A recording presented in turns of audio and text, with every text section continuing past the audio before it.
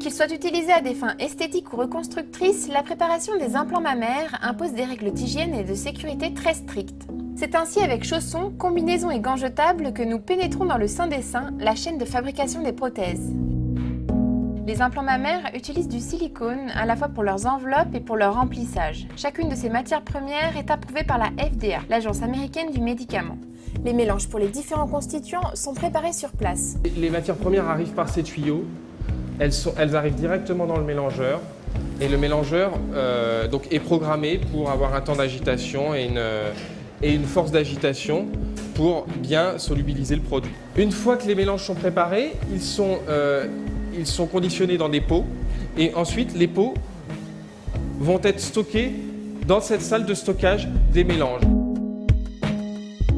Les opérateurs pénètrent ici avec leur chariot contenant donc, ces solutions de silicone et ils vont effectuer ici un trempage qui est un trempage manuel. C'est une opération qui nécessite beaucoup de doigté, beaucoup de dextérité, du visuel également pour éviter tout type de défaut à la surface de l'enveloppe.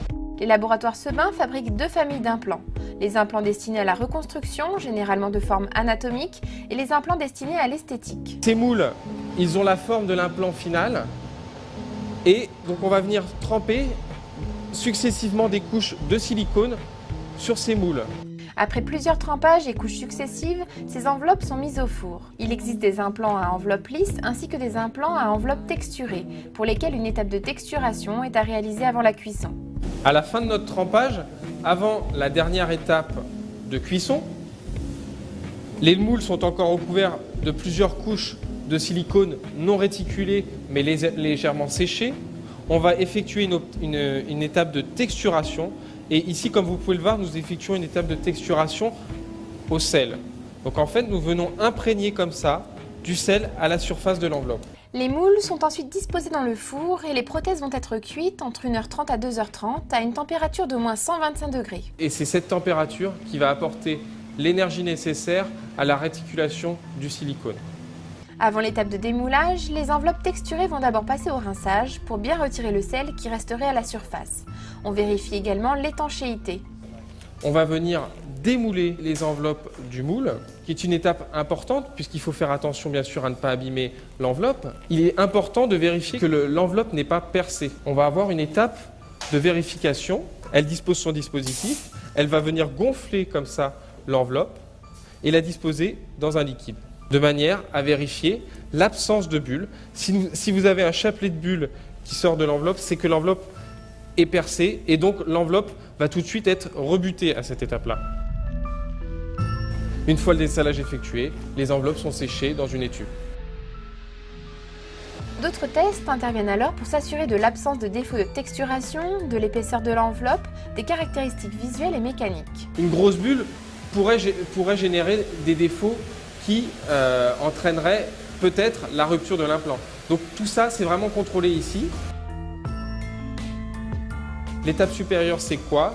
C'est le collage d'une pastille qui va nous permettre d'obturer le trou qui a été généré par la présence du manche. Et c'est lors de cette étape de collage que nous allons avoir la traçabilité au numéro de série de l'implant. Fabriquées selon le même principe que l'enveloppe, ces pastilles sont marquées au laser pour assurer une traçabilité des implants. Le remplissage se fait avec un gel dit cohésif, c'est-à-dire qu'il ne va pas s'écouler dans le corps en cas de rupture de l'enveloppe. Nous allons arriver à l'étape de remplissage des implants avec notre gel de silicone. Donc nous allons, avec une même matière première initiale, pouvoir réaliser plusieurs types de dureté de gel. L'étape de remplissage a généré des bulles dans le gel. Les prothèses sont donc placées dans un caisson qui génère de la pression de manière à rassembler les bulles. Puis des opératrices vont procéder à plusieurs étapes de débullage.